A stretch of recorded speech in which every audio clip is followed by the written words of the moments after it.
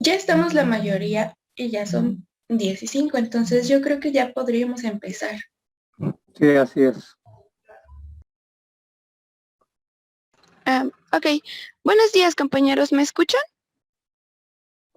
Sí, Kelly. Sí, Kelly. Perfecto. Buenos días, doctor. Pues nosotros Buenos somos días. el equipo 1 y vamos a exponer lo que serían el tema de historia clínica, exploración física y las diversas escalas, que lo quise resumir aquí en el título como pues lo que sería la valoración preanestésica. Siguiente, por favor. Bueno, ¿qué es la valoración preanestésica?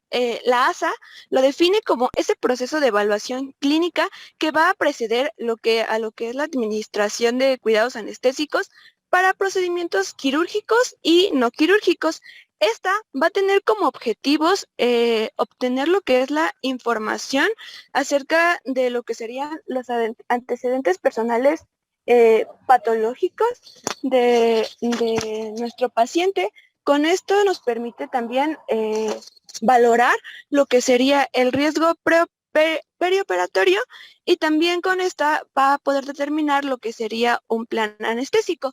Y como un extra o un plus, la literatura marcaba que es importante porque es como el primer paso o el primer acercamiento para la formación de lo que sería la relación médico-paciente entre el anestesiólogo y pues el paciente. Y como objetivos específicos, pues ya nos permite identificar lo que serían todas aquellas enfermedades que van a afectar en lo que sería el manejo anestésico perioperatorio. Además, pues ya les mencionaba, valorar lo que serían las enfermedades preexistentes. Igual, también nos permite identificar lo que serían los factores de riesgo modificables, como son el tabaquismo o el alcoholismo, por ejemplo. Y también, pues, pero la formulación de lo que sería el plan específico y alternativo para el postoperatorio. Igual, como un plus, dice que pues disminuye lo que sería ese dolor o esa ansiedad o incomodidad que hay en el paciente por todos esos tabús que hay detrás de la anestesia, ¿no? Y con todo esto disminuye lo que es la morbimortalidad relacionada con lo que serían las intervenciones quirúrgicas y ya un extra del extra es que también disminuye lo que serían las tasas de cancelación de citas como un plus. Siguiente, por favor. Bueno, de la valoración preanestésica, sus puntos centrales se basan en lo que sería la historia clínica y la exploración física, y en base a lo que estos dos nos den, se obtienen lo que serían los estudios de gabinete y de laboratorio que se requiera para cada paciente, siempre individualizando. Y bueno, como tal, pues sabemos que la historia clínica está formada por los antecedentes heredofamiliares, los personales no patológicos, los patológicos y pues el padecimiento actual. Y pues esta no varía igual. Solamente como que les da un poquito más de peso a ciertas cositas que ahorita les voy a mencionar. Pues el antecedente heredofamiliar sabemos que pues nos da información acerca de padecimientos degenerativos, metabólicos, congénitos, que el paciente viene pues arrastrando en su genética, ¿no? Como son pues cardiopatías congénitas o la diabetes o algún problema hematológico, algún trastorno psiquiátrico, pero aquí la literatura marcaba mucho el antecedente de complicaciones perioperatorias, tanto muy intensas como pues la mortalidad o cositas como pues que haya tenido algún familiar fiebre alta o parálisis prolongada después de la anestesia, porque pues eso nos daría como alusión a lo que sería la hipertermia maligna o a la deficiencia de pseudocolinesterosa. Y pues también aquí se interroga acerca de que pues si sus familiares presentaron náuseas o vómitos postoperatorios o mareos por movimiento, porque pues todo eso nos da información de cómo podría comportarse nuestro paciente. Ahora, en los antecedentes personales no patológicos, pues sabemos que se obtiene información de los hábitos alimenticios. Aquí es importante porque pues se ha visto en estudios que la desnutrición está asociada con el aumento de la mortalidad posquirúrgica. Pues hábitos higiénicos, de medio sociocultural. Esto nos da una idea de cómo va a ser el proceso de recuperación y pues poder prever o poder darnos cuenta de cuáles podrían ser las posibles complicaciones a futuro. Y algo que marcaban mucho era la actividad física o la actividad más vigorosa, que se evalúa como lo que sería la capacidad funcional, que esta se va a medir en lo que son equivalentes metabólicos o METs.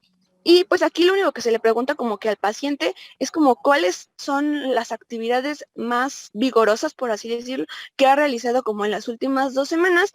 Y hay como una tablita en donde miden del 1 al 12 del nivel de ejercicio equivalente, donde el 1 serían como actividades muy, muy básicas, como son pues las de autocuidado, como comer o estar sentado ahí en la computadora trabajando o solamente vestirte. Y así va aumentando. Y aquí les puse como este cuadrito en donde lo resumía, bueno, siento que se resumía muy bien, porque es como de, ¿puede usted cuidar de sí mismo? Y si dice que sí, pero lo demás ya no, pues es como lo equivalente a un MET, y conforme va bajando, pues ya va a 4 METs, luego de 4 a más de 10, y de esta manera, por ejemplo, encontré en otro lado que decían que por menor a 4, pues solamente son como actividades de autocuidado. De 4 es un paciente que podría subir 1 o 2 pisos con normalidad. Un puntaje de 7 es que puede subir escaleras rápidamente, y si tenemos pues un puntaje mayor de 10 o de 12, pues ya estamos hablando de un paciente que puede hacer deporte de alto rendimiento. Y pues eso sería como antecedentes personales no patológicos.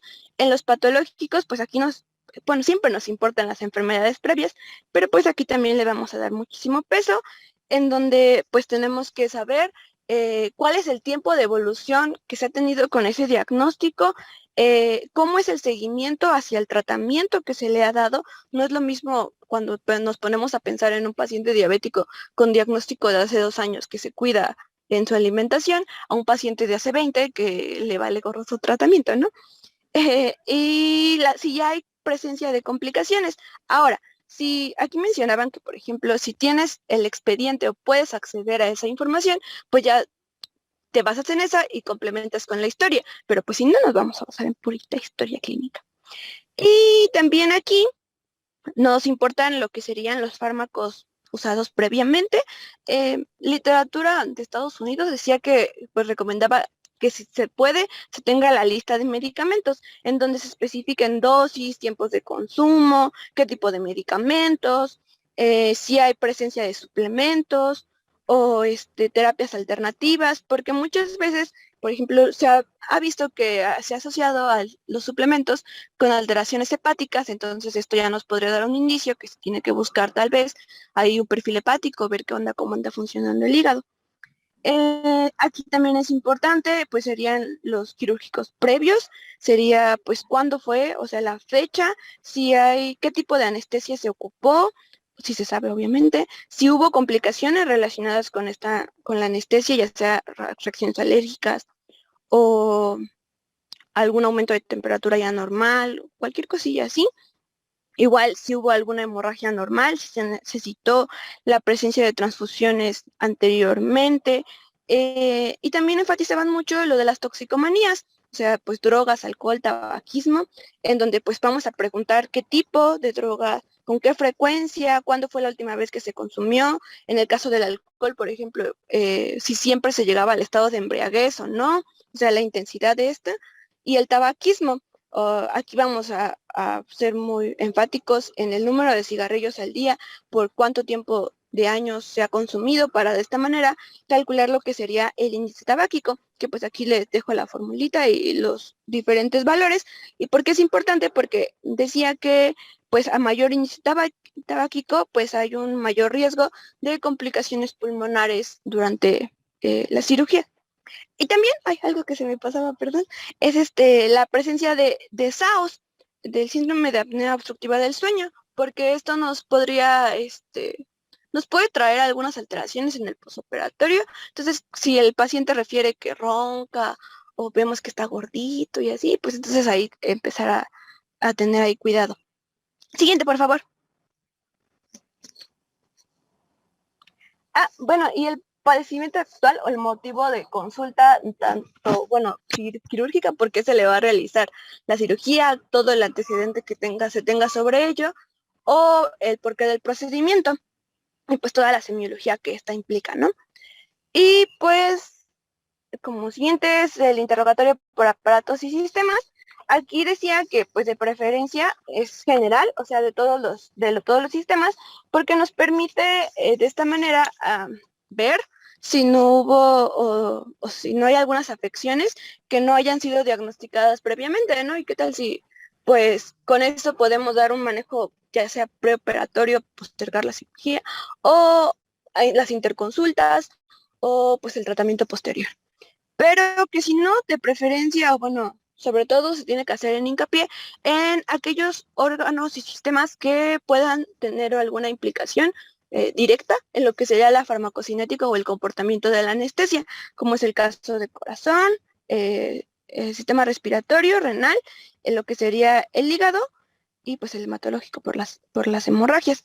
Pues aquí ya sabemos, vamos a hacer pues su semiología, si hay, por ejemplo, en corazón, si hay presencia de dolor torácico, si hay disnea, si hay edema o palpitaciones o presencia de síncope, para que de esta manera nosotros podamos ver si no hay alguna anomalía cardíaca por ahí que no nos haya sido diagnosticada previamente, o en respiratoria, pues igual si por ejemplo si tenemos antecedentes de tabaquismo, si hay presencia de asma o algún problema que nos pueda ocasionar alguna, pues como que sea más difícil manejar lo que serían las vías aéreas superiores sobre todo.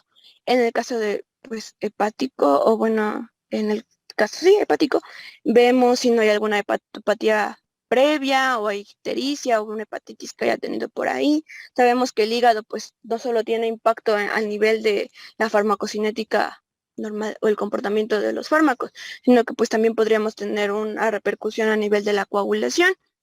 En el caso de pues hematológico, por ejemplo, si no hay presencia de alguna anomalía ahí o a una anemia, como ya les mencionaba, el aumento de la mortalidad se ha visto hasta los 30 días posteriores a la cirugía en caso de pacientes anémicos, que decía que la gran mayoría de pacientes que llegan, normalmente llegan con anemia. Y bueno, alteraciones endocrinas, pues ya sabemos, la diabetes tiene efecto pues, sistémico, y pues ahí ver si ya tiene el diagnóstico previo o si pues nosotros vemos que hay presencia de poliuria, polifagia, polidipsia, algún problema tiroideo o algún problema paratiroideo, pues todo esto aumenta lo que sería el riesgo perioperatorio.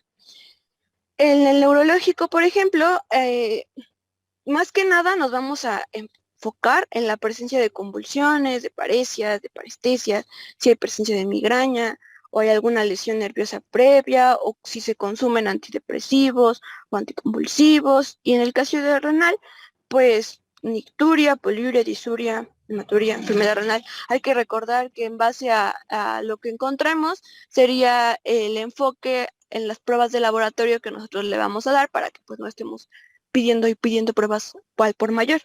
Siguiente, por favor.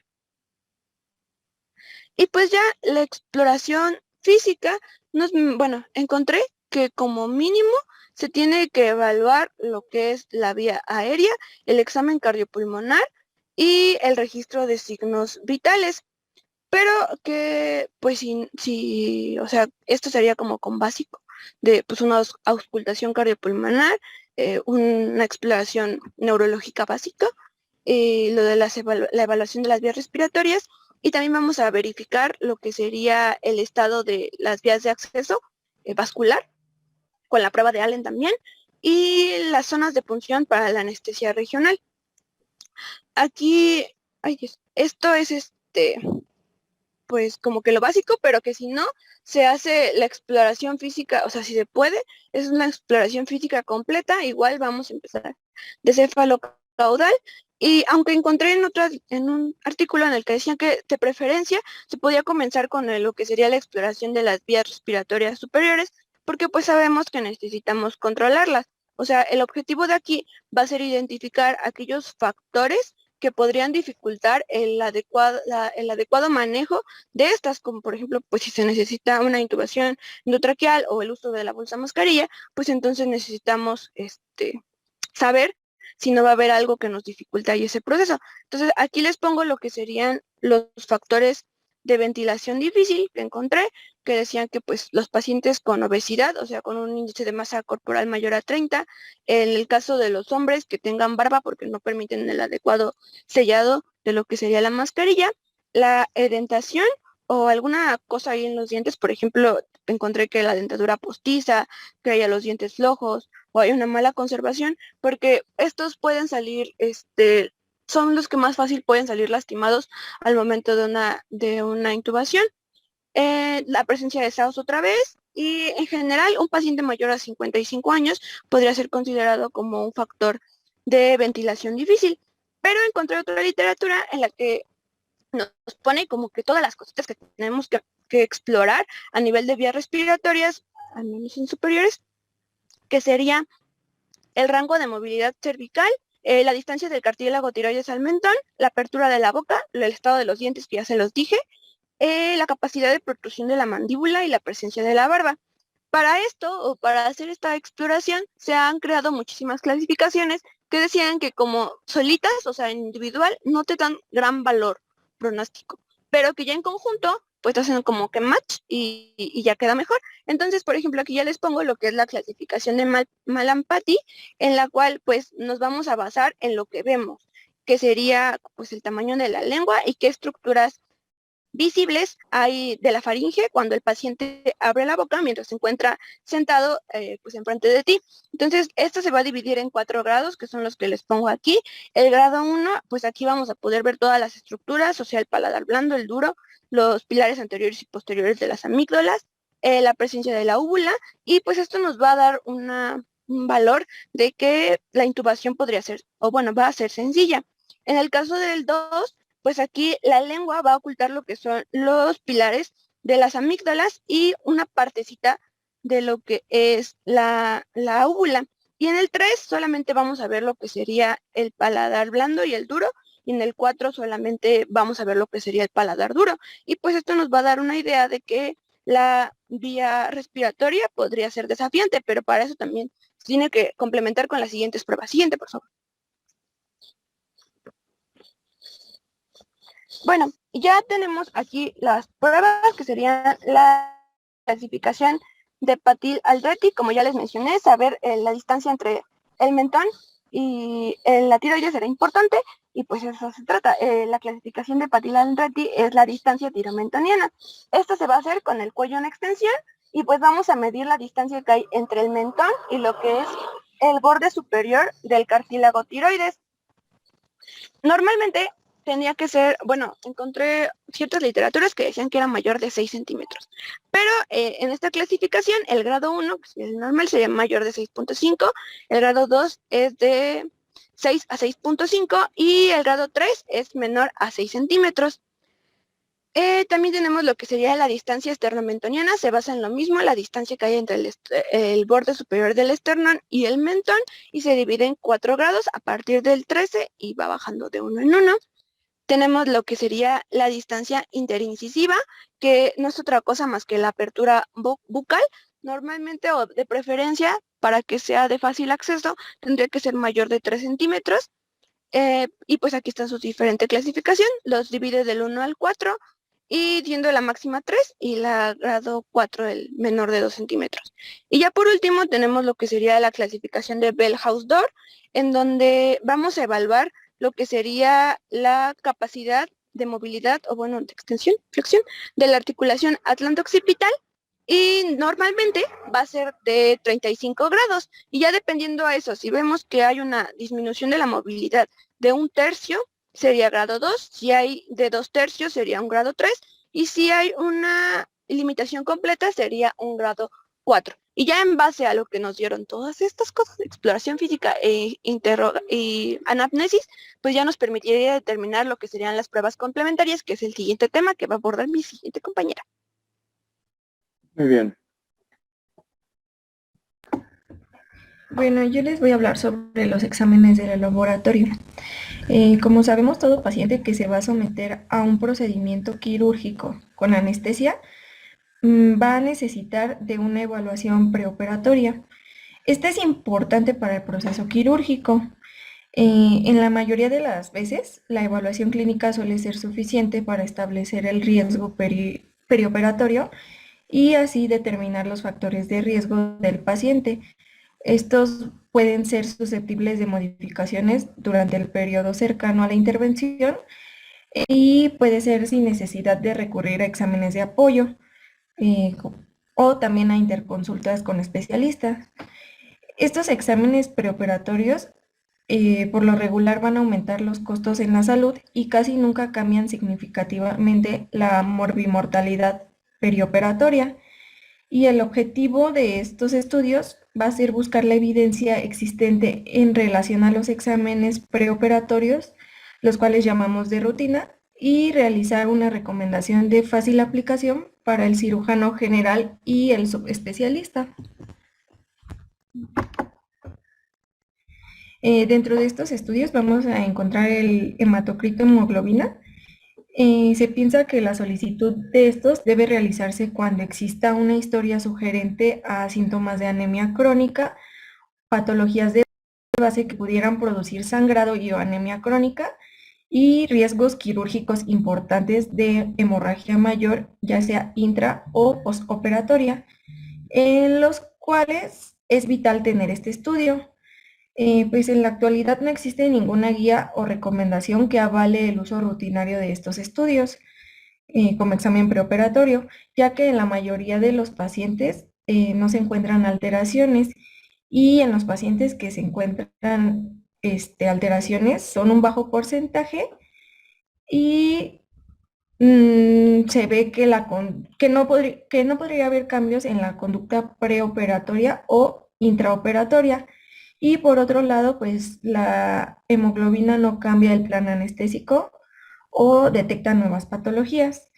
Dentro de los exámenes bioquímicos séricos, que vamos a tener electrolitos, estudios de función renal, de función hepática, en estos se debe considerar solicitarse en pacientes sometidos a terapias perioperatorias, en pacientes con patología renal, hepática o endocrina que esté agregada, y en los que usan ciertos medicamentos como diuréticos, digoxina o terapias alternativas con hierbas.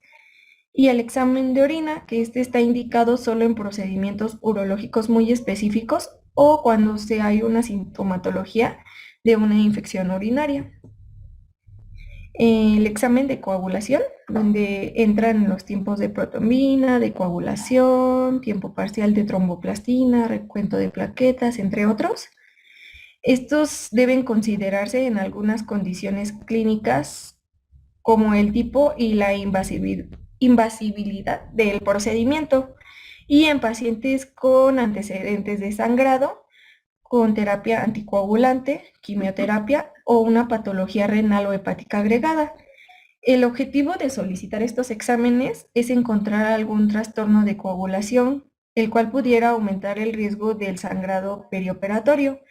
Y se recomienda solicitar estos exámenes solo si existe una historia sugerente de alguna alteración en la hemostasia y también si el paciente se encuentra en tratamiento anticoagulante o presenta alguna patología médica de base, la cual pudiera alterar la hemostasia intra o postoperatoria, como por ejemplo una hemofilia. El test de embarazo, que pues normalmente la historia y el examen físico pueden ser suficientes para el diagnóstico precoz de un embarazo.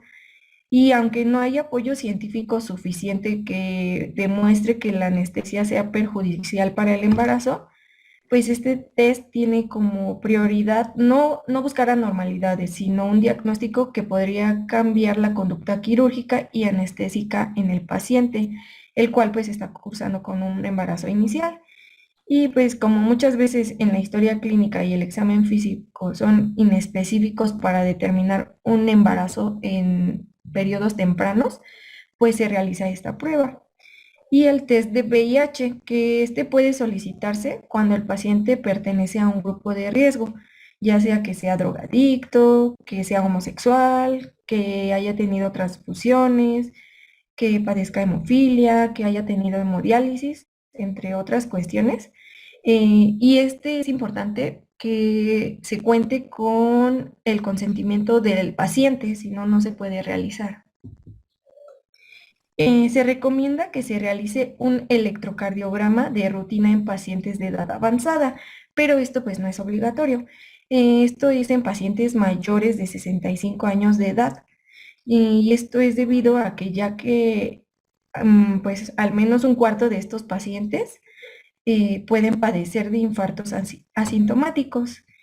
Y un electrocardiograma alterado podría modificar la clasificación del estado físico de la ASA.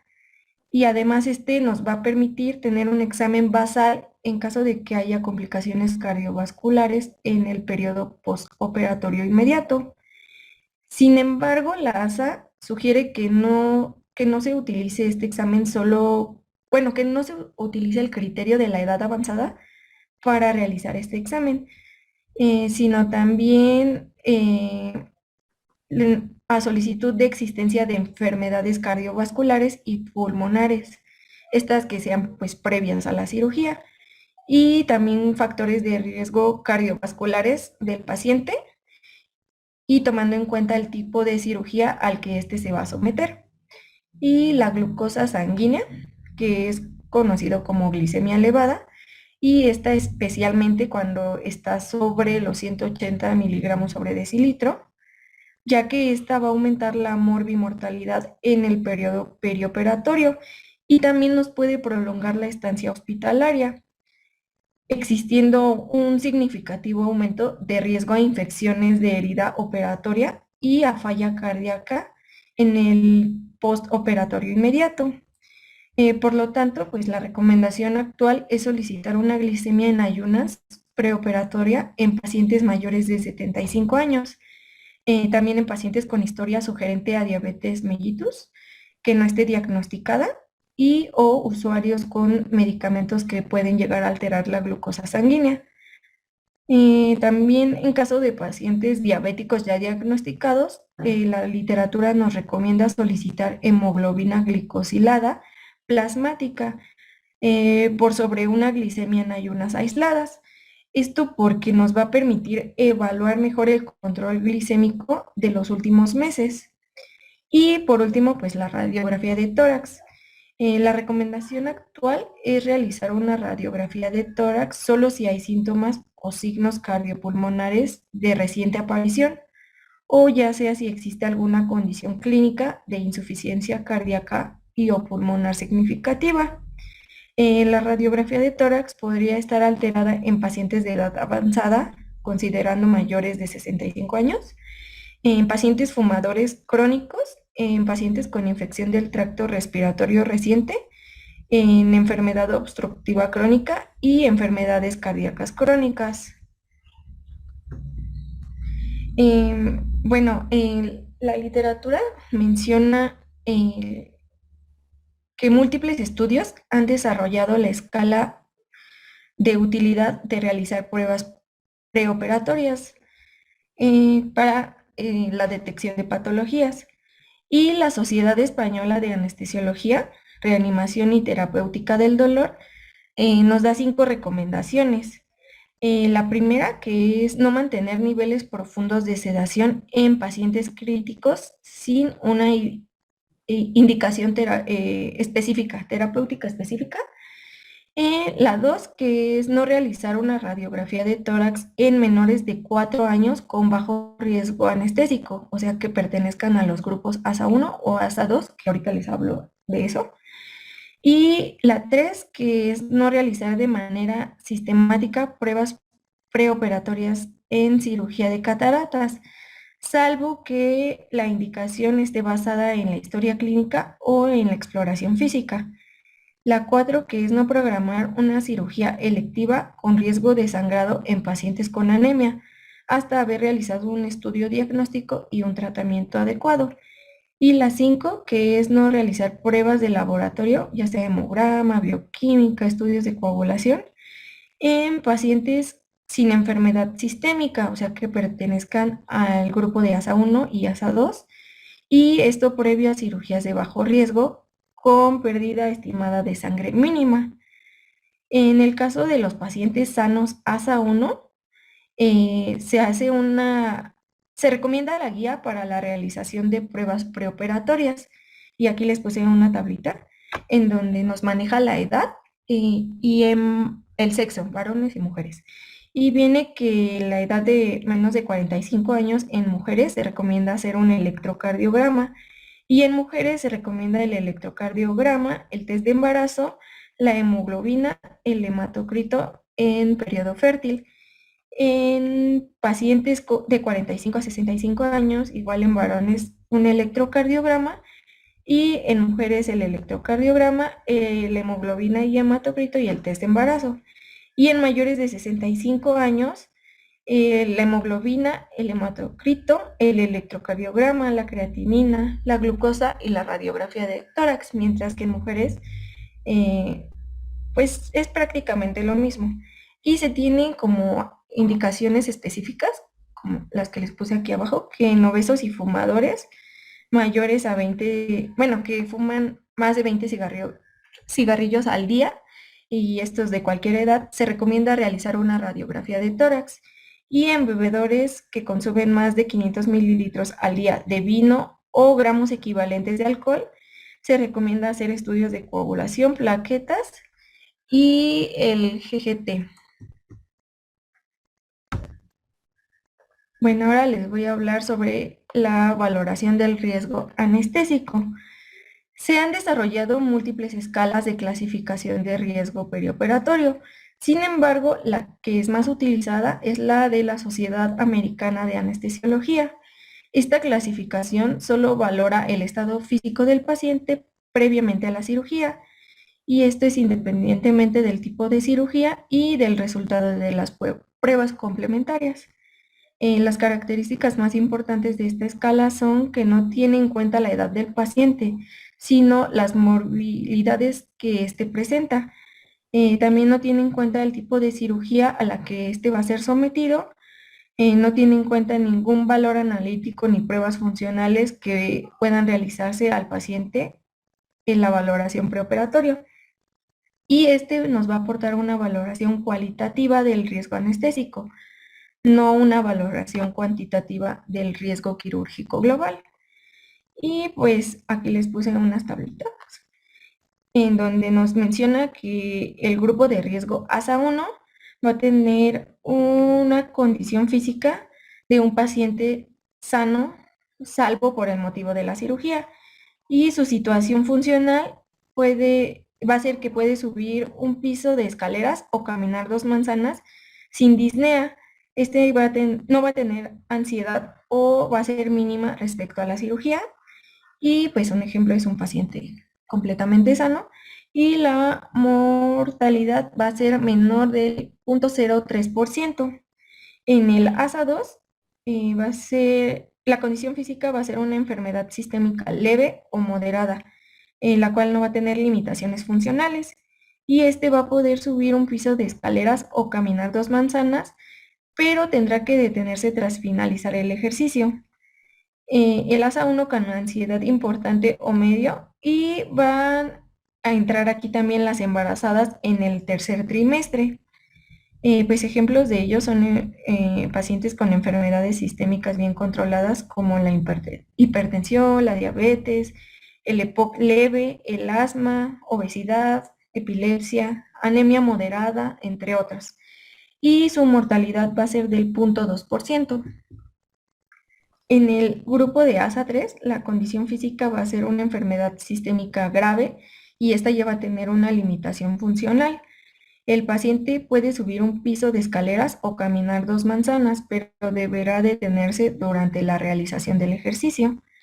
Y ejemplos de ellos son pacientes con hipertensión arterial mal controlada, diabetes mellitus mal controlada o con complicaciones vasculares, hipertiroidismo no controlado, entre otros. Y su mortalidad va a ser del 1.2%. En el ASA4 va a ser una enfermedad sistémica grave que constituye una amenaza constante para la vida del paciente. Y aquí su situación funcional va a ser que no puede subir un piso de escaleras ni caminar 2 manzanas. Y la disnea va a estar presente incluso en reposo. Los ejemplos de estos son angina inestable, infarto de miocardio, insuficiencia cardíaca crónica grave, EPOC con oxígeno, entre otros. Y la mortalidad va a ser del 8%. En el grupo 5 va a ser un paciente moribundo que no se espera que sobreviva más de 24 horas sin intervención quirúrgica. Y ejemplos de estos va a ser la ruptura de aneurisma de aorta, una embolia pulmonar, un traumatismo cráneoencefálico, entre otros. Y aquí ya su mortalidad va a ser del 34%. En el grupo 6, que es un donante de órganos, y ejemplos de estos pues pueden ser pacientes con declaro en muerte cerebral pendiente y en donación de órganos. Y creo que manejaba otro grupo, que era el grupo E, que este era sufijo que indicaba una cirugía urgente para cualquiera de las categorías anteriores. Y en este había una mortalidad con riesgo muy aumentado.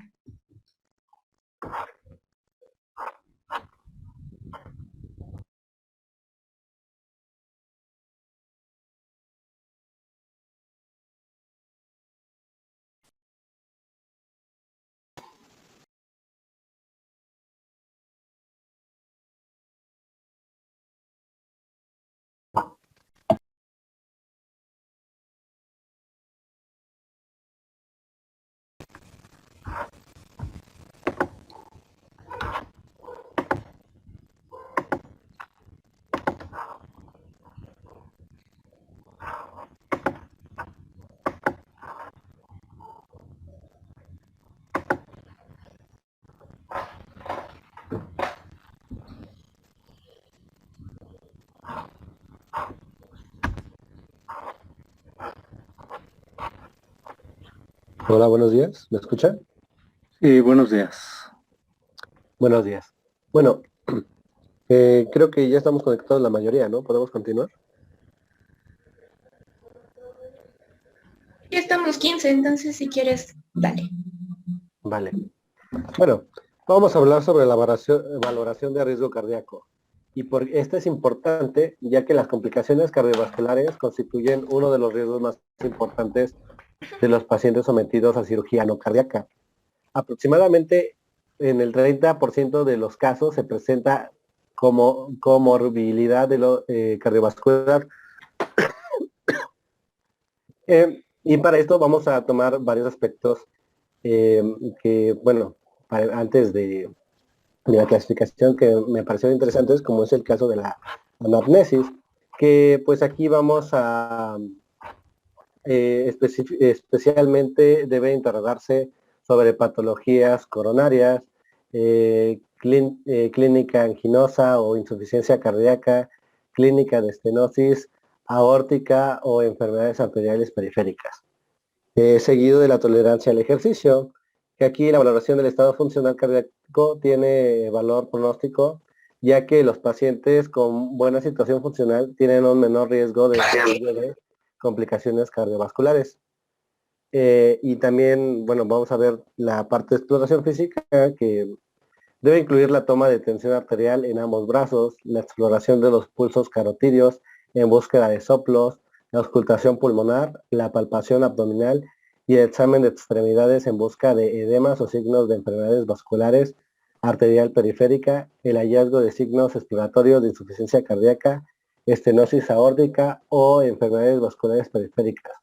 Se relaciona con un aumento del riesgo cardíaco perioperatorio. Y aquí va a ser importante destacar el electrocardiograma, como ya lo habíamos visto anteriormente, ya que, por ejemplo, hallazgos importantes que se relacionan con alteraciones de los segmentos ST, tanto elevaciones como descensos, pues nos va a indicar que pueden tener complicaciones, ¿no? O la presencia de la onda Q o la detección de arritmias graves. La siguiente, por favor.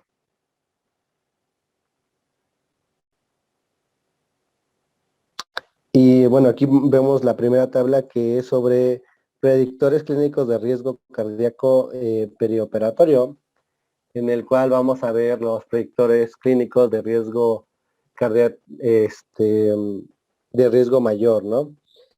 Que requieren manejo intensivo y revascularización coronaria y pueden precisar el retraso o cancelación de la cirugía, con excepción de una cirugía urgente.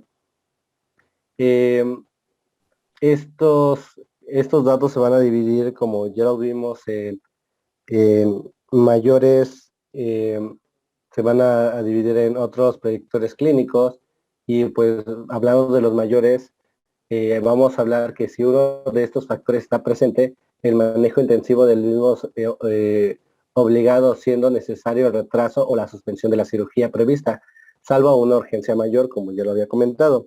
En este caso vamos a tener lo que es el infarto agudo del miocardio reciente a menor de un mes, insuficiencia cardíaca descompensada, incluida clase funcional 4 de la Asociación del Corazón de Nueva York, que habla de una incapacidad de actividad física, arritmias significativas, incluidas los bloqueos auriculoventriculares, avanzado, arritmias ventriculares sintomáticas, arritmias supraventriculares con frecuencia cardíaca mayor a 100, en reposo, bradicardia sintomática y taquicardia ventricular de reciente diagnóstico. También enfermedades valvular grave, incluida la estenosis aórtica grave o la estenosis mitral sintomática. Vamos a tener otras situaciones clínicas que requieren valoración cuidadosa de la situación clínica. Aquí pues vamos a definir las situaciones clínicas que requieren una valoración de la situación clínica actual del paciente, generalmente mediante la realización de pruebas diagnósticas no invasivas, como por ejemplo un ecocardiograma, ¿no? Y vamos a tener la historia de cardiopatía isquémica, historia de accidente cerebrovascular, historia de insuficiencia cardíaca compensada, diabetes mellitus y enfermedad renal crónica, con una creatinina basal mayor a 2 miligramos sobre decilitro. En la siguiente, por favor.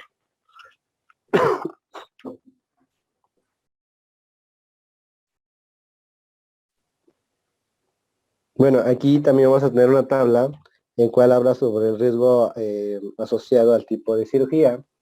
El tipo y la duración de la intervención quirúrgica constituyen dos factores relevantes de riesgo de aparición de complicaciones cardíacas y perioperatorias. Aquí lo vamos a dividir en alto riesgo con mayor a 5% de probabilidades de la muerte de causa cardíaca o infarto agudo al miocardio no fatal. Vamos a tener en este caso cirugía de aorta o cualquier otra cirugía mayor vascular, cirugía arterial periférica, cirugía duodenopancreática, esofagectomía, resección adrenal, neumonectomía o trasplante de hígado. Vamos a tener también las de riesgo intermedio, que va a ser de 1 a 5% de probabilidad de muerte de causa cardíaca o infarto agudo al miocardio no fatal, que va a ser el caso de la endarterectomía carotidia, cirugía de cabeza y cuello, cirugía intraperitoneal o torácica, cirugía ortopédica y cirugía prostática. Y las de bajo riesgo, que vamos a hablar de menor aún a 1% de probabilidad de muerte de causa cardíaca o de infarto agudo al miocardio no fatal, que sería cirugías ambulatorias, procedimientos endoscópicos, cirugía ortopédica menor, meniscectomía, cirugía de cataratas o cirugía de mama y ginecológica menor. La siguiente, por favor. Y bueno, también vamos a hablar sobre el riesgo de complicaciones pulmonares, que bueno, estas complicaciones pulmonares perioperatorias son una causa importante de morbimortalidad, por lo que la valoración pulmonar preoperatoria es un elemento importante en la visita preanestésica del paciente. En estas, entre las más graves, se encuentran el fallo respiratorio con necesidad de ventilación mecánica prolongada, atelectasias, infecciones como bronquitis y neumonía, broncoespasmos, exacerbación de patología crónica pulmonar y tromboembolismo pulmonar. En esta pues vamos a hablar puntos como la anamnesis, que se debe prestar especial atención a aquellos síntomas que puedan surgir la presencia de patología pulmonar desconocida, como la mala tolerancia al ejercicio, tos crónica o disnea de origen no explicado. La exploración física, en este caso, se debe basarse en la búsqueda de signos sugestivos de enfermedad pulmonar, ruidos respiratorios anormales, expiración prolongada, ansias congestivas, acropaquia, entre otros. Aquí también pues la obesidad no, bueno, aquí pues vamos a hablar un poquito de la obesidad, pero no se considera un factor de riesgo por sí mismo. En ausencia de otras comorbilidades asociadas frecuentemente a ella para el desarrollo de complicaciones cardiopulmonares, con excepción de tromboembolismo pulmonar, que pues sí va a ser una de las características, no uno de los indicios, la obesidad. ¿Le puedes pasar a la siguiente, por favor? Bueno, dentro de las pruebas complementarias, bueno, deben estar dirigidas por sospecha clínica derivada de la anamnesis, la exploración física previa y la necesidad de la evaluación objetiva de una patología pulmonar conocida previamente. Aquí, como lo habíamos visto anteriormente, es importante la radiografía de tórax en pacientes que van a ser sometidos a cirugía de moderado o alto riesgo, o si se sospecha patología cardiopulmonar tras la evaluación clínica del paciente. Aquí vamos a tener el riesgo de enfermedad tromboembólica, que vamos a ver los factores de riesgo demostrados, que va a ser la edad mayor a 50 años, EPOC, insuficiencia cardíaca, estratificación de riesgo ASA mayor a 2, niveles de albúmina menores a 3.5 gramos sobre decilitro, cirugía abdominal torácica, aórtica, de cabeza y cuello, neurocirugía y cirugía de aneurisma de aorta abdominal, una duración de cirugía mayor a 3 horas, bloqueo muscular residual, cirugía de urgencia, y en otro apartado vamos a tener los factores de riesgo probables sin evidencia significativa de la actualidad. Aquí vamos a tener obesidad, anestesia general comparada con anestesia regional, apnea obstructiva del sueño, hipoventilación, radiografía de tórax patológica, tabaquismo activo en las 8 semanas previas, infección activa del tracto respiratorio superior. El siguiente, por favor. Y bueno, tenemos otra tabla que habla sobre los factores de riesgo asociados a complicaciones pulmonares.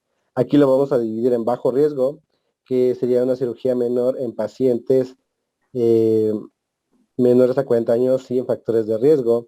Riesgo moderado, cirugía menor en pacientes con algún factor de riesgo, o cirugía en pacientes de 40 a 60 años sin factores de riesgo. Alto riesgo, que sería cirugía en pacientes mayor a 60 años, y también cirugías en pacientes de 40 a 60 años con algún factor de riesgo.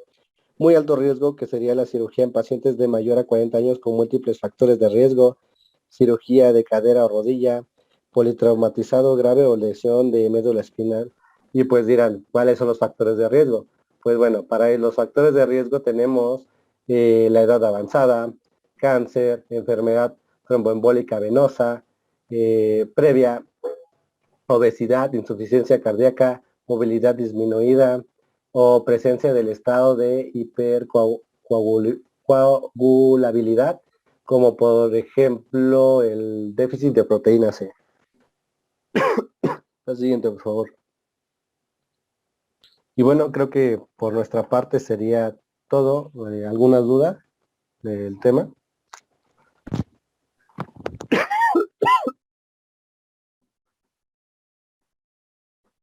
¿Alguna pregunta por parte del resto de los compañeros?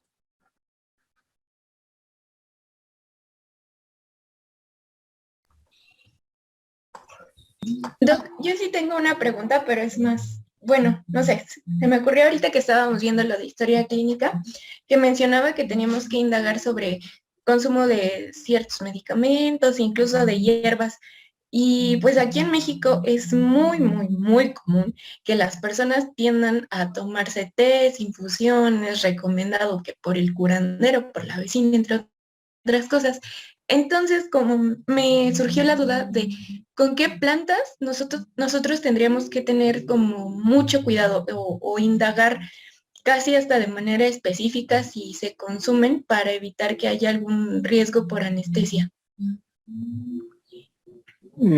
Bueno, algunas de estas llegan a interactuar sobre todo con factores de coagulación, ¿sí? Muchas de ellas llegan a producirnos esta situación.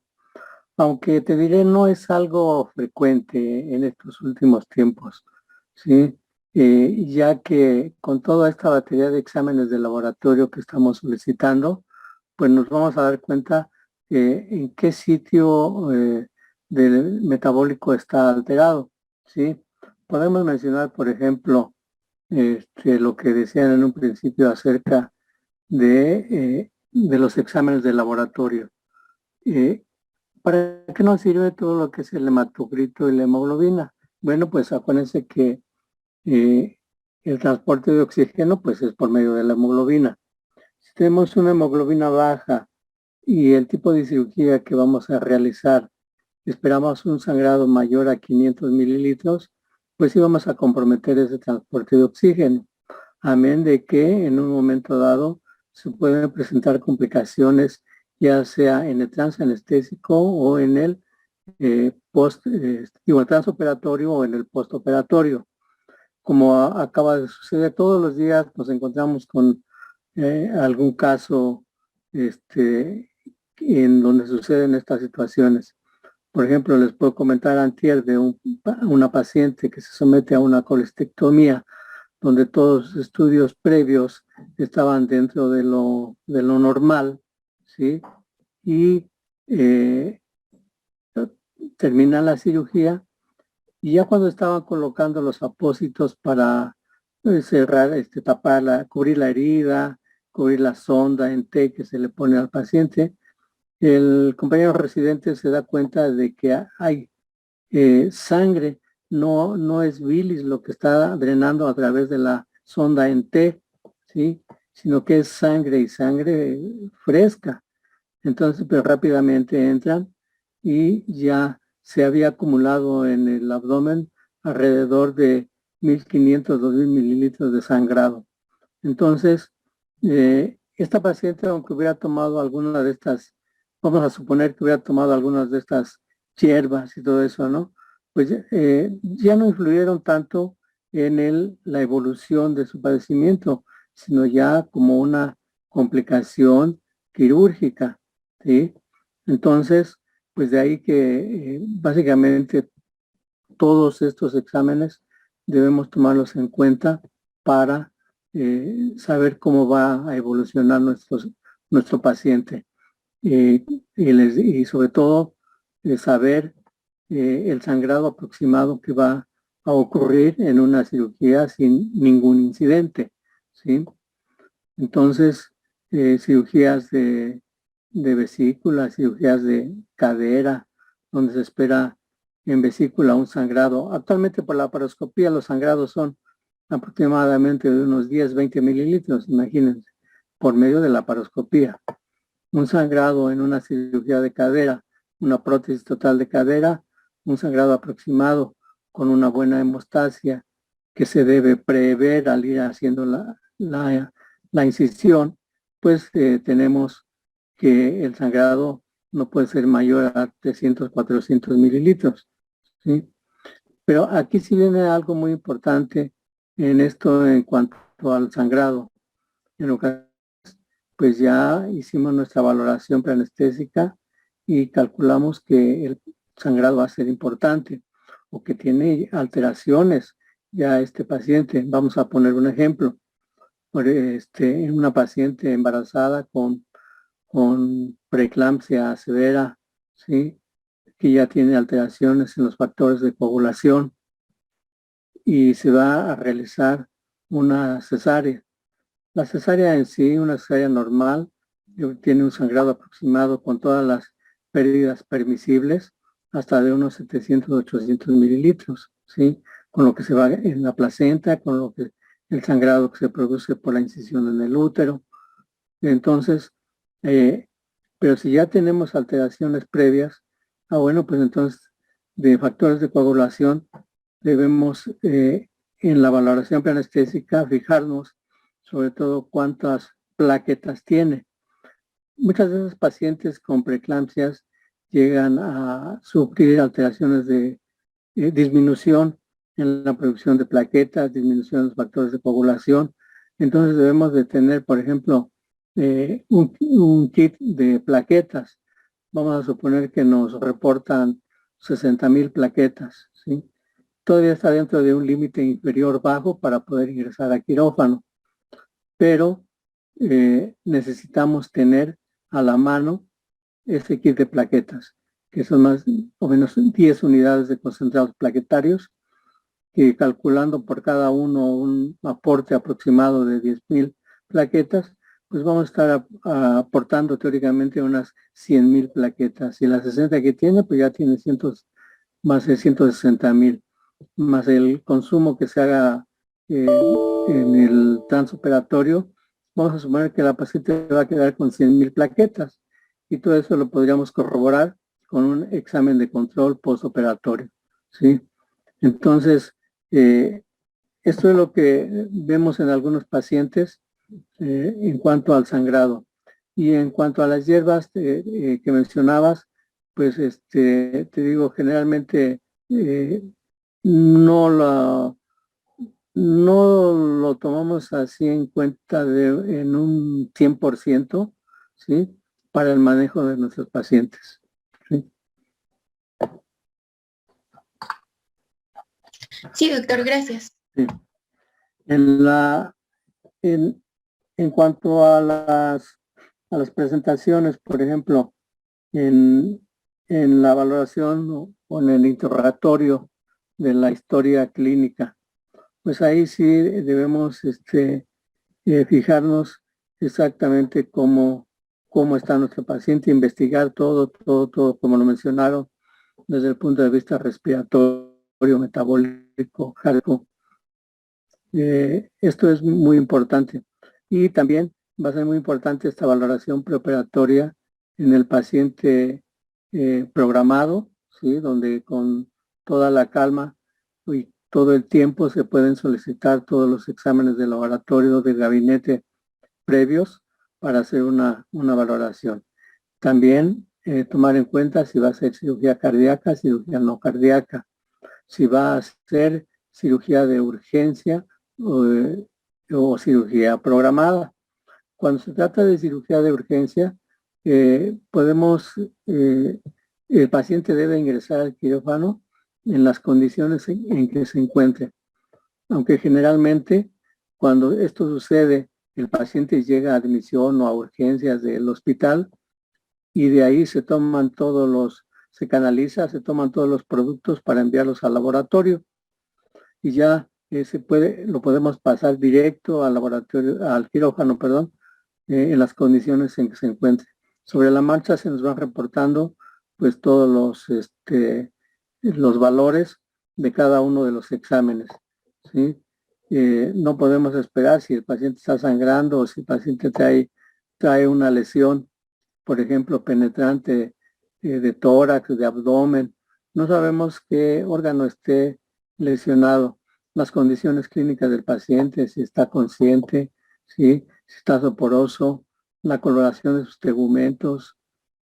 Todo esto nos va a indicar, por ejemplo, una palidez acentuada, pudiera ser que una distensión abdominal, que el sangrado, si la lesión es a ese nivel, pues esté ahí presente y se esté acumulando cada vez una mayor cantidad de sangre en la cavidad abdominal.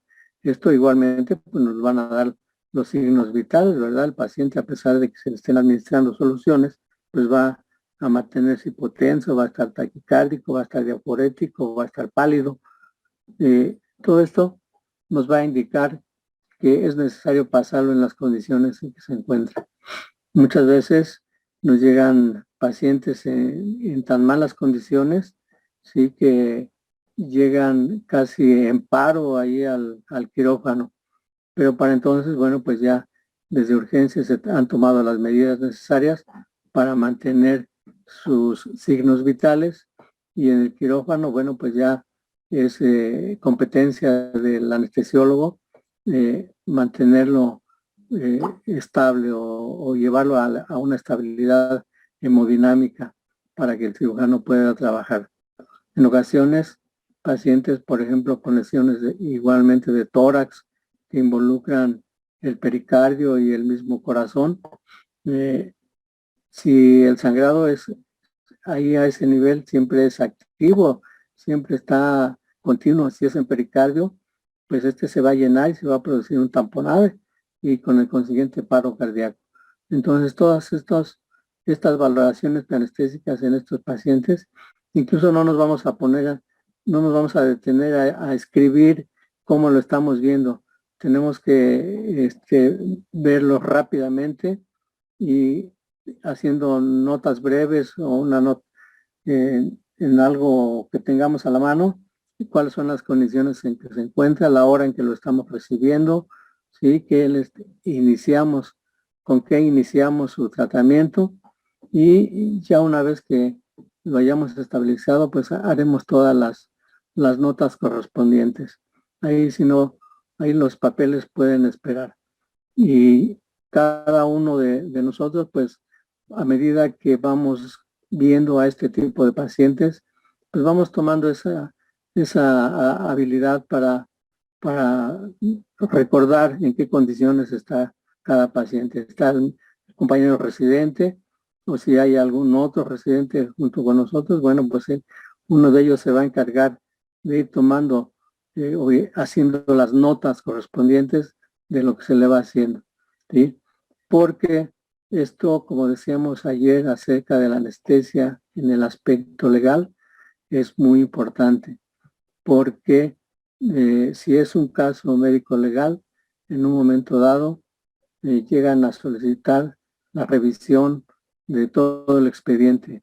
Y ahí uno de los puntos a valorar es la hora en que se recibe al paciente, en qué condiciones se recibe al paciente, a qué hora llega el anestesiólogo, el cirujano a brindarle la atención, con qué se inició el tratamiento, qué tipo de soluciones, si era la adecuada, no era la adecuada, la cantidad de cada uno de estos líquidos, los fármacos que se empiezan a utilizar, si es el adecuado o no. Por ejemplo, pacientes comprometidos en cuanto a la función cardíaca, que presentan arritmias o que presentan paro cardíaco, cómo se inició la reanimación cardiovascular, si iniciamos, por mencionar algunos fármacos, si se inició con atropina, porque vimos que apenas se iba bradicardizando de manera importante, o si empezó a presentar arritmias, que le hicimos, si está hipotenso, si presenta bajo gasto, si le iniciamos catecolaminas, con cuánto se les iniciamos. O sea, todo eso se valora y se evalúa en la revisión ante un caso clínico. Y aquí, pues anestesia, cirugía, estarán involucrados en el manejo de estos pacientes.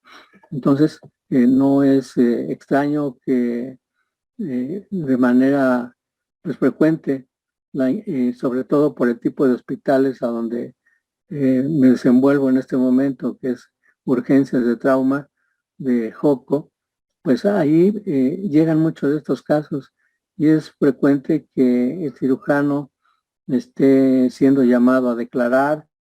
El cirujano, fíjense que allí no tanto el anestesiólogo, sino el cirujano, de cómo fue que sucedió que el paciente, vamos a decir, haya fallecido, ¿sí? Entonces los familiares pues están inconformes, levantan la demanda ante el Ministerio Público y ahí es a donde se tienen que ir a hacer todas estas aclaraciones respecto al manejo que se le dio al paciente, ¿sí? Entonces, esta valoración preanestésica va a cambiar en cierto modo si se trata de un paciente a cirugía de urgencia o programada. Por ejemplo, en la programada, pues ya sabemos todos los parámetros que acaban de mencionar ahorita, ¿sí? Pues todos deben cumplirse en piso antes de que baje el paciente a quirófano. De todos modos, se tiene que checar al momento de recibirlo en el preoperatorio, en la sala, en el área de quirófano, de que todo se haya cumplido. Ok, ya está bien. Pero aún así, en ocasiones hay pacientes, por ejemplo, con problemas abdominales, que hay distensión, que hay mucho aire o mucho gas en asas intestinales.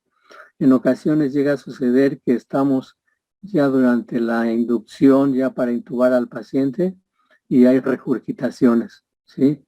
Pero esto también provocado a veces porque al momento de estar ventilando al paciente, antes de hacer la inducción y la intubación, hay quien le pone volúmenes muy altos de oxígeno. Entonces, con la mascarilla lo vamos a estar ventilando, pero el oxígeno está entrando de manera continua y todo esto llega a distender en ocasiones el estómago, con el consiguiente problema de que al momento de hacer la laringoscopía para colocar el tubo endotraqueal, pues el aumento de la presión que ya hubo sobre el estómago hace que el contenido, ¿sí? El estómago nunca está totalmente vacío, el contenido regurgite y llegue a irse hacia la vía aérea, causando una complicación durante la intubación, que es la broncoaspiración. Una broncoaspiración que en un momento dado puede ser, sí, de fatales consecuencias, porque al paciente ya no lo vamos a poder extubar en ese momento y vamos a tener que pedir apoyo a terapia intensiva, donde se va a pasar el paciente intubado y se le va a tener que hacer un monitoreo continuo de la función respiratoria. Esta puede progresar bien hacia a la normalidad nuevamente o bien complicarse con abscesos a nivel pulmonar, y cuando se empezó a estudiar la broncoaspiración se vio que se llegaban a producir múltiples abscesos a nivel de pulmón, ¿sí? Que en aquel tiempo, hace muchos años, que se empezaba a ver este problema, pues muchos pacientes no llegaban a salir. Actualmente, afortunadamente, salvo que sea una aspiración masiva, pues sí, el paciente va a tener consecuencias graves, incluso hasta la muerte.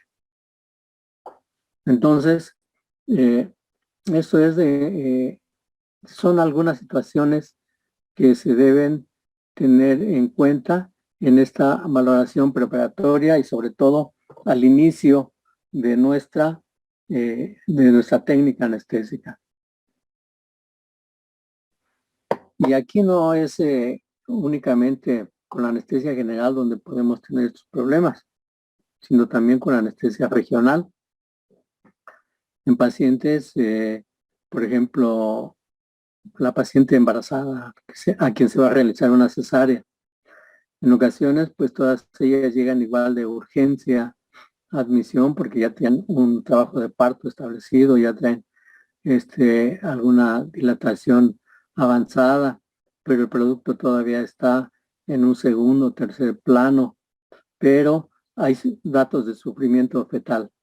Entonces, todo esto es indicación de que la paciente debe pasar a cesárea. Muchas veces la paciente acaba de desayunar, acaba de comer, o tiene 2 o 3 horas que comió y comió de manera abundante, ¿sí? Entonces, la vamos a manejar con anestesia regional, pero más de una llega a vomitar porque ahí con el mismo bloqueo y la posición de la paciente en decúbito dorsal, la presión del útero sobre la vena cava, todo eso les hace hipotensarse, les da náusea y más de una empieza a vomitar.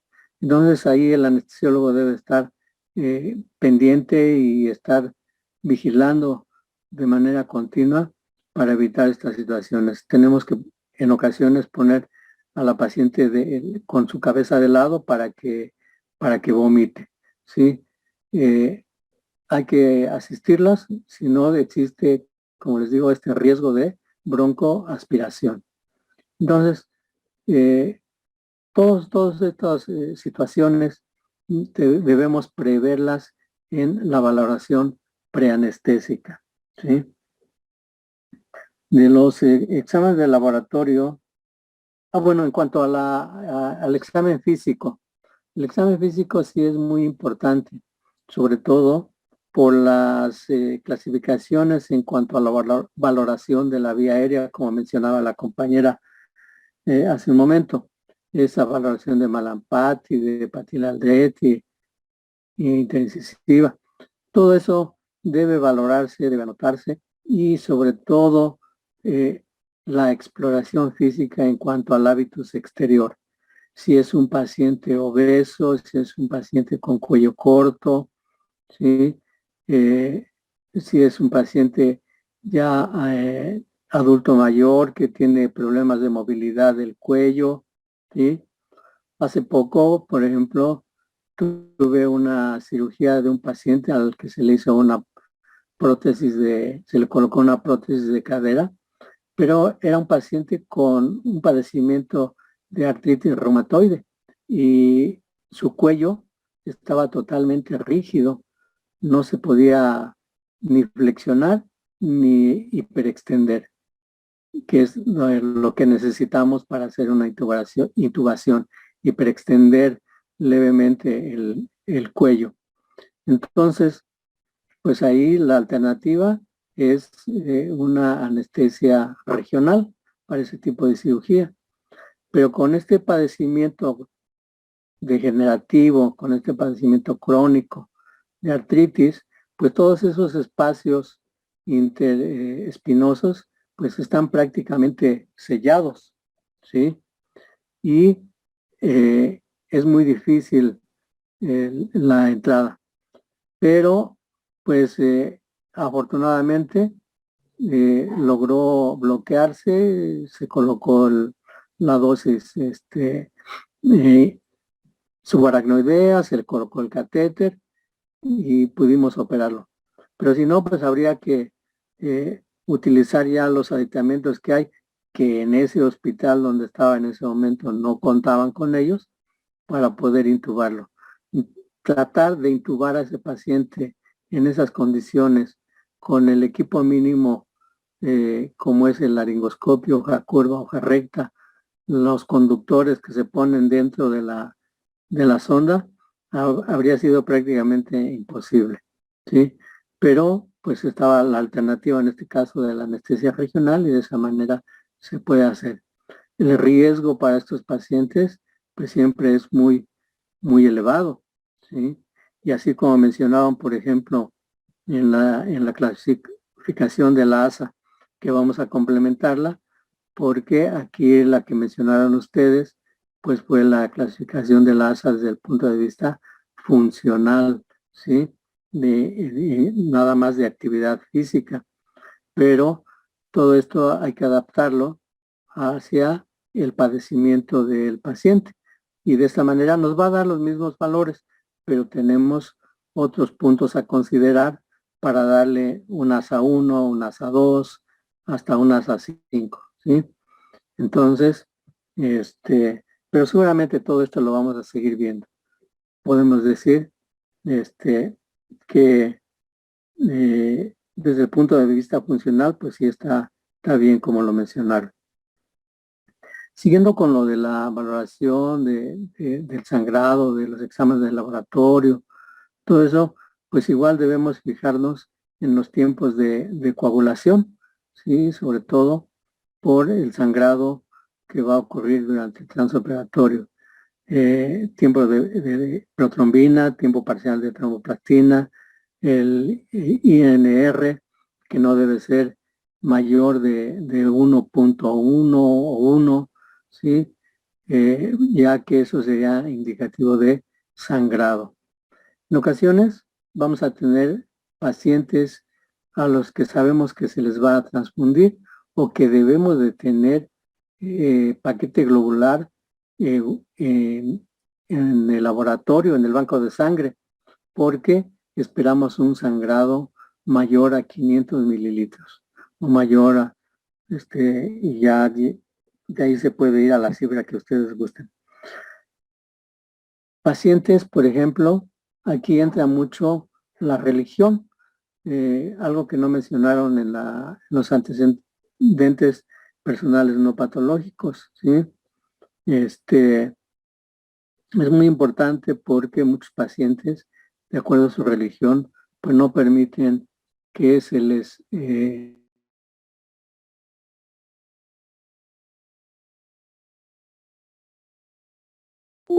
hacer con el paciente. Claro, tenemos las soluciones, pero otros, incluso ellos mismos, van a ofrecer un recuperador, ¿sí? De sangre, que eso sí lo permiten. En una máquina se va a extraer la sangre del campo quirúrgico a medida que va saliendo y la va procesando y la va ingresando nuevamente al paciente. Sobre todo los testigos de Jehová. Incluso, como les menciono, algunos de ellos ofrecen llevar el equipo al hospital. Pero pues esto tampoco es algo que se realice de manera frecuente, ¿sí? Entonces ahí tenemos que buscar ya la alternativa de las soluciones para contener este sangrado y claro, el cirujano igual buscar la manera de que durante la cirugía pues vaya haciendo la coagulación pertinente para evitar sangrados importantes. Pero sí llega a ser un conflicto toda esta situación con el mismo paciente, con los familiares.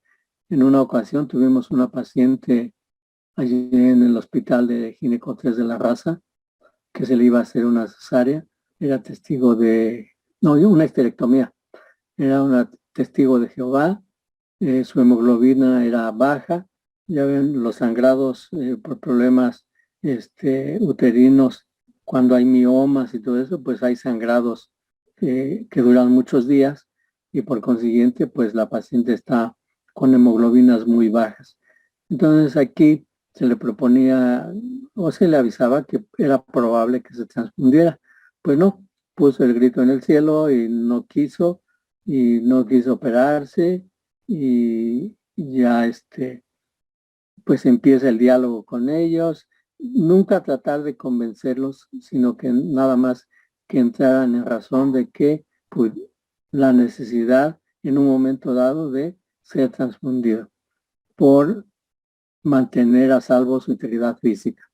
Pero es algo que como que no comprenden o no quieren entenderlo. Entonces, pues ahí hay que buscar alternativas de solución. Finalmente, esta paciente se estuvo, para que vean hasta dónde llega el tratar de hacerlos entrar en razón. Estuvieron platicando con ella desde como a las 11 de la mañana hasta las 7 de la noche, ¿sí? El jefe de servicio, el mismo, creo hasta el director bajó en esa ocasión, el cirujano, y total, no quiso operarse ese día, para que finalmente, como 2, 3 semanas después, terminara ingresando al hospital, y ya en mejores condiciones, pues ya se le dieron pues fármacos para aumentar su hemoglobina, etcétera, etcétera. Entró a cirugía y vamos, pues no hubo necesidad de transfusión, pero en las condiciones en que estaba la primera ocasión, pues el anestesiólogo que iba a estar con ellos sugería que, que la posibilidad de la transfusión. Entonces, son muchas situaciones a diario que nos encontramos con los pacientes y que nos pueden complicar la evolución del mismo durante el transoperatorio, durante el transanestésico o el posanestésico. Entonces, eso en cuanto a la transfusión sanguínea, a la posibilidad. De la química sanguínea, el paciente con hiperglicemia, igual debemos de tener cuidado, ya que el trauma quirúrgico en un momento dado va a aumentar la glicemia en el paciente, ¿sí? Entonces debemos de tener cuidado con esas cifras de glucosa. Las pruebas de función hepática son importantes también porque, acuérdense, la mayoría de los fármacos tienen una eliminación por vía hepática, algunos otros por vía renal, y son los sistemas en donde debemos de tener cuidado en que la función sea normal para evitarnos problemas en el postoperatorio. Bien, en cuanto a la valoración por aparatos y sistemas, bueno, antes de eso, de los estudios que se le solicitan al paciente. Por ejemplo, hace muchos años al paciente con problemas pulmonares se le solicitaban pruebas de función pulmonar, entre ellas la espirometría, pero pues se vio en un momento dado que pues esto no iba a influir en gran medida en nuestra técnica anestésica. Sí podía influir, claro, en la función pulmonar desde el punto de vista respiratorio después de la cirugía, ¿sí? Por ejemplo, en la espirometría nos servía para detectar lo que son las patologías pulmonares obstructivas o restrictivas, y de esta manera pues ya teníamos una idea de cómo estaba la función pulmonar. Pero pues es algo que generalmente pues no lo solicitamos, cuando menos aquí en el hospital, tal vez en algunos otros, de acuerdo a la especialidad, pues lleguen a solicitarlo. En cuanto a la valoración cardíaca, el paciente programado a cirugía, de cirugía programada, perdón, al mayor de 45 años, hay que pedirle una valoración por medicina interna. Si el paciente está hospitalizado, pues hacer uso de todos sus servicios, además de que es parte de los estudios que hay que solicitar o de las valoraciones. De esta manera, pues ya se detectarán algunos otros problemas que nos pueden causar algún contratiempo durante nuestro manejo anestésico, ¿sí? A menores de 40 años o a mayores de 40 años, igual solicitarles este electrocardiograma, esta radiografía de tórax para la valoración preoperatoria, si es que sus condiciones clínicas lo ameritan, ¿sí? Por otro lado, pacientes ya hospitalizados que nos van a ingresar a quirófano, por ejemplo, de terapia intensiva. Pues ya todos ellos tienen todos estos estudios y ya sabemos en qué condiciones funcionales desde el punto de vista pulmonar y cardíaco se encuentran. Muchos de ellos, por las patologías que tienen, pues tienen alteraciones sistémicas, ¿sí? Y una de ellas, pues en ocasiones es el funcionamiento cardíaco y el funcionamiento renal. Pero bueno, pues ya sabemos ahí el apoyo de aminas, ¿verdad? La restricción de líquidos o el tipo de líquidos que se están administrando, y de esta manera pues podemos manejar a nuestro paciente durante el transanestésico, ¿sí? Bien. La presencia en ocasiones de extrasístoles, ya cuando tenemos a nuestro paciente en la sala de cirugía que estamos monitorizando y empiezan a aparecer extrasístoles ventriculares. De ahí, esto vamos a ver si, por ejemplo, son aisladas. Bueno, pues podemos manejarlo, podemos permitir que continúe la cirugía. Si no, de otra manera, habrá que diferirla, sobre todo cuando se empiezan a presentar más de 10 extrasístoles por minuto. Entonces, pues ahí sí hay algún problema de bomba, ¿verdad? De conducción, y habrá que determinar exactamente cuál es el problema que está presentando el paciente. Otros pacientes, por ejemplo, con insuficiencia cardíaca, también habrá que ver, por ejemplo, cuál es la fracción de eyección con la que está funcionando, ¿sí? Por ejemplo, podemos ingresar a nuestro paciente a la sala de cirugía cuando nos reportan una fracción de eyección del ventrículo izquierdo de aproximadamente hasta un 60-65%. Abajo de esta fracción, pues sí, ya no vamos a dar luz verde a que entre a cirugía. ¿Por qué? Porque si llegamos a tener problemas, pues igualmente de arritmias, incluso en un momento de hasta de algún paro durante el transoperatorio.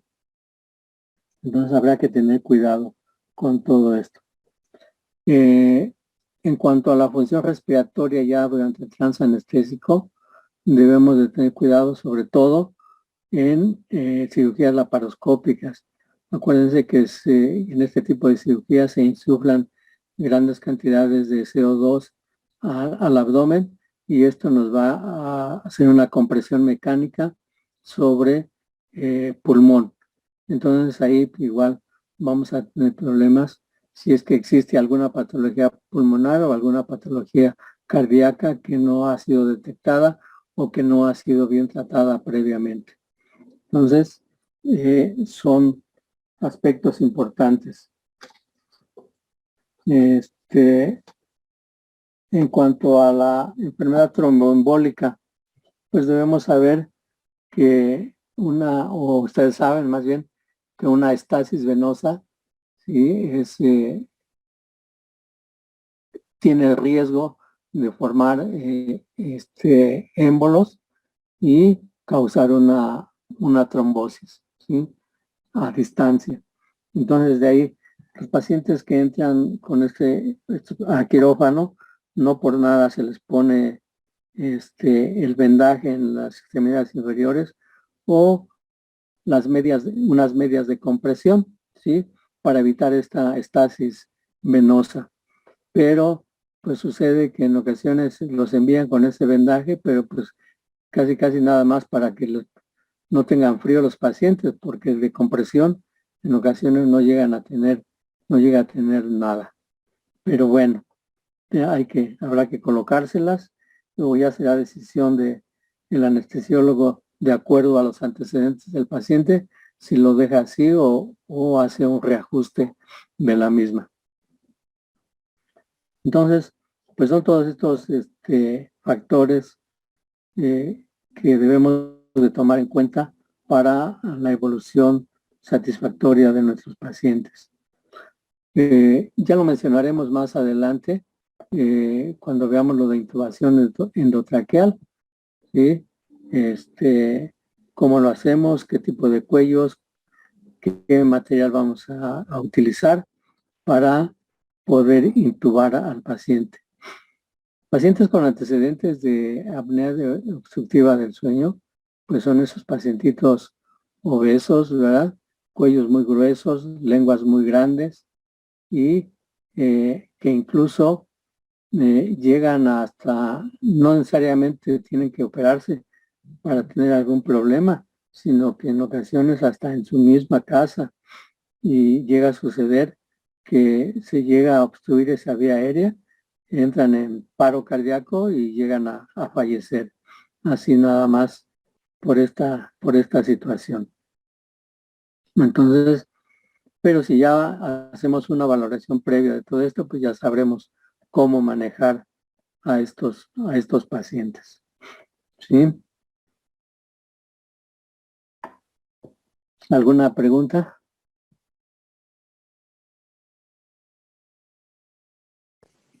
Creo que por el momento no, doctor. Doc. Creo que No, no. Doc. Quizá más adelante. ¿Sí? Quedó claro, Doc. Creo que no, Doc. Sí, pues todo esto de la valoración hay que hacerlo con tiempo adecuado y ya en cada hospital se va coordinando con el servicio de anestesia se va coordinando para llevarla a cabo. Porque aparte de un elemento más que lleva esta valoración preanestésica es el consentimiento informado, ¿sí? Hay una hoja de consentimiento informado. No es un formato universal, sino cada hospital va teniendo los suyos. Entonces, todo esto, si es posible, si el paciente está consciente y es capaz de tomar propias decisiones, pues ya se le da a él para que lo firme, ¿sí? Y en ese consentimiento, bueno, pues se le está explicando toda la evolución desde el punto de vista anestésico. Y ya hay una hoja igual de consentimiento para el punto de vista quirúrgico, ¿sí? Si no la puede firmar el familiar, bueno, pues la firmará, el paciente, la firmará el familiar responsable del mismo. En otras ocasiones, si no hay familiar y es necesario que ingrese a quirófano, pues hasta el mismo director médico puede firmar la hoja, aunque en algunos hospitales pues hay resistencia de parte de ellos. Nada más dan la indicación de que debe entrar y ya, pero nada más de manera verbal. Pues ya ante estas situaciones, pues se hacen las anotaciones correspondientes en el expediente y en la hoja de nuestra valoración. Algo que vamos a ver más adelante, algo que viene anotado en lo que vimos ayer acerca de la hoja de registro anestésico, pero pues también vamos a mencionarlo, que esta debe ser, se debe llenar con todas las observaciones que tiene y es muy importante, como les decía hace rato, los tiempos en que se toma contacto con el paciente y los tiempos en que se van administrando cada fármaco, ¿sí? Y cómo se está monitorizando durante el transoperatorio, qué signos vitales estamos monitorizando, ¿sí? Si tiene monitoreo invasivo, si no tiene monitoreo invasivo, si está con la administración de fármacos fuera de los que utilizamos generalmente para la anestesia, como son los coadyuvantes, como por ejemplo la norepinefrina, que estén pasándose a través de una bomba de infusión, a qué dosis, ¿sí?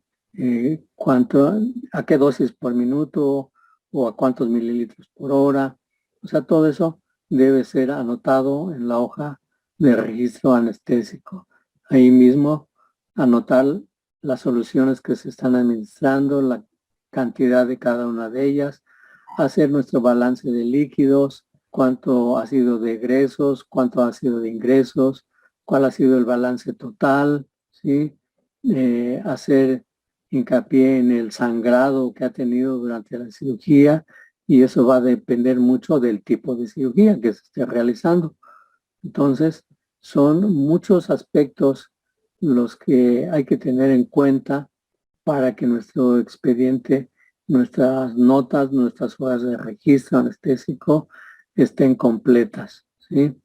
Y de esta manera, pues, por un lado, darle la atención al paciente que se merece, darle la calidad de la atención que se merece, ¿sí?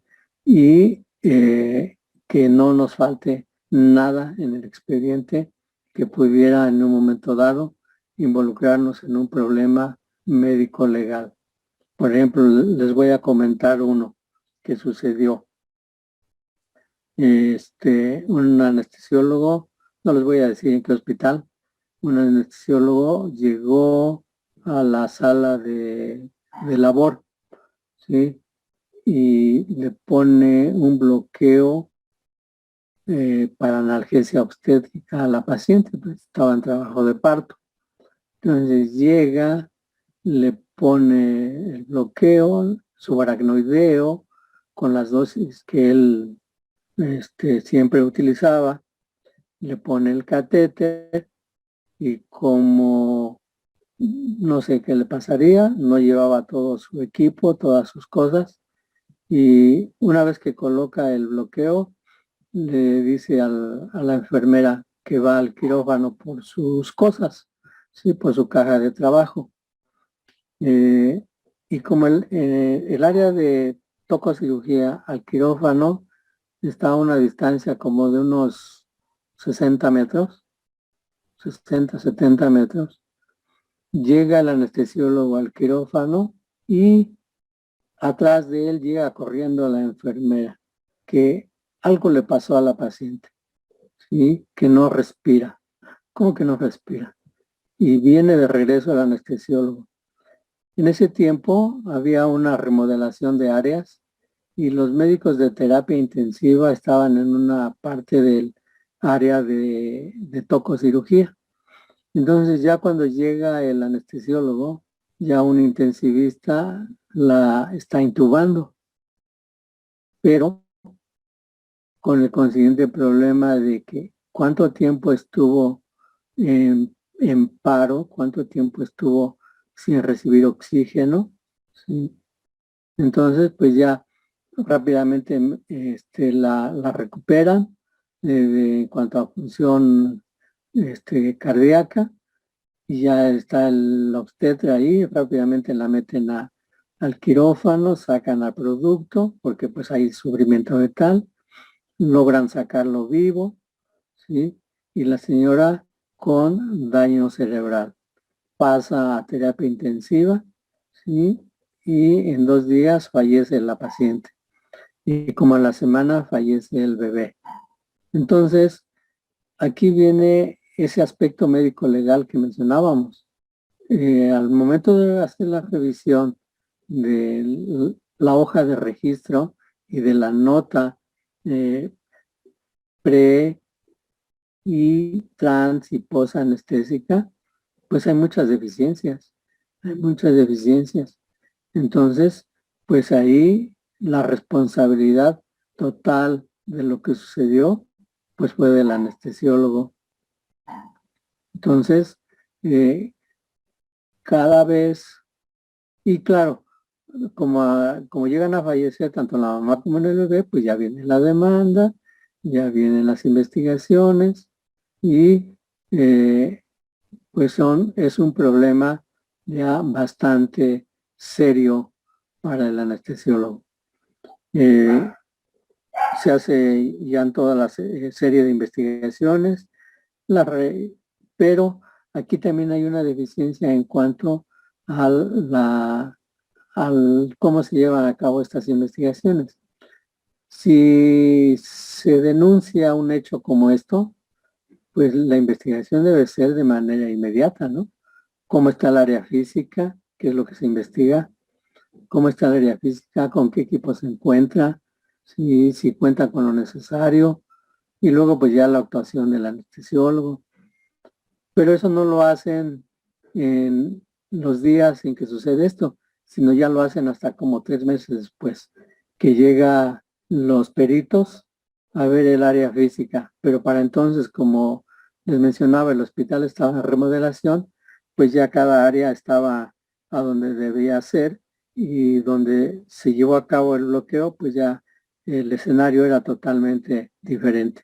Pero bueno, eso finalmente no influyó mucho en el resultado, y pues la demanda continuó. Entonces, para que vean cómo un descuido, no vamos a poner el adjetivo, un descuido llega a tener consecuencias tan fatales como este caso, ¿sí? Y de ahí la importancia de que nuestra valoración, y como les digo a mis residentes, una vez que se toma contacto con el paciente, y sobre todo si ya se le administró algún fármaco, jamás perderlo de vista, ¿sí? Cómo está, sobre todo su estado de conciencia, su estado de ventilación, su respiración, cómo está. Porque a veces lo sedamos y es una respiración superficial, pero suficiente para mantener una buena saturación de oxígeno, ¿sí? Y además de que al paciente sedado, pues siempre deben ponérsele unas puntas nasales, estarle aportando oxígeno mientras está bajo esa sedación. Entonces, como pueden ver, son muchas situaciones que si se omiten, pues nos llegan a causar grandes problemas, ¿no?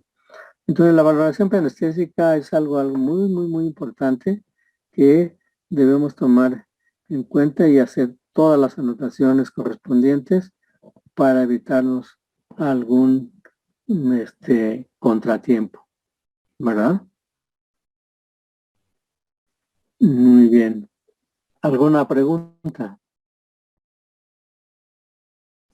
No, Doc. No, doctor, nos hace falta Todo bien, todavía repasar igual la presentación y ver con lo que nos dijo usted ahorita, con lo que nos contó también. Sí, por ejemplo, lo que decíamos hace rato del ASA. El ASA, el estado físico de la Sociedad Americana de Anestesiología, nos dice que, por ejemplo, el ASA 1 es el paciente sano, como lo mencionó la compañera, que va a ser sometido al procedimiento quirúrgico por el que está llegando en ese momento al hospital. Ejemplo, el paciente que llega a un cuadro de vesicular, por un cuadro apendicular, porque se tuvo una fractura expuesta de tobillo, de mano, qué sé yo, o una cirugía que no revista sangrados así importantes. Entonces, es el paciente sano sometido a cirugía, ¿sí? El ASA 2 es el paciente que ya va a tener alguna patología agregada, de las más comunes, que es hipertensión o diabetes, ¿sí? También de que puede ser, por ejemplo, problema tiroideo, etcétera, también, ¿sí? Entonces ya tiene una patología preexistente, y lo van a operar igual de esa rodilla, de ese tobillo, de ese apéndice, ¿sí? Entonces, de cualquier lesión. El paciente ASA 3, estado físico 3, es el paciente que ya tiene 2 patologías agregadas. Pueden estar descompensadas, o una de ellas compensada y la otra descompensada. Y les digo, el ejemplo más frecuente es la hipertensión, diabetes y padecimientos tiroideos, ¿sí? Y de ahí pues ya podemos agregarle algunos otros más. Insuficiencia cardíaca, ¿sí? Padecimientos renales. Entonces, ya son pacientes descompensados. El ASA 4 es el paciente que la lesión que lleva le pone en riesgo su vida. ¿Sí? Por ejemplo, un politraumatizado con lesiones de fémur, fractura de fémur, fractura de cadera, contusión profunda de abdomen, herida penetrante de abdomen, herida penetrante de tórax, contusión de tórax, ¿sí? Todas estas producen hemorragias internas muy importantes. Por ejemplo, una cirugía, una fractura de pelvis nos va a secuestrar aproximadamente hasta unos 2.000 mililitros, 2.500 mililitros de sangrado por la fractura. Entonces es un paciente que ya va a estar en un choque hipovolémico, va a tener alteraciones o empezar a tener alteraciones de coagulación.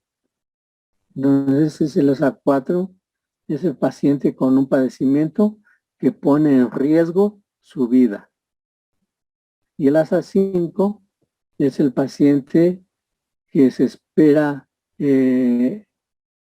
llegue a fallecer con o sin cirugía dentro de las primeras 24 horas o incluso dentro de la cirugía en el quirófano, que eso pocas veces llega a suceder. Como les mencionaba ayer, la morbimortalidad directa por anestesia es prácticamente cero, ¿sí? Puede ser un factor contribuyente nada más, pero directa por anestesia no. Y el ASA 6, pues ya es el donante de órganos, ¿sí?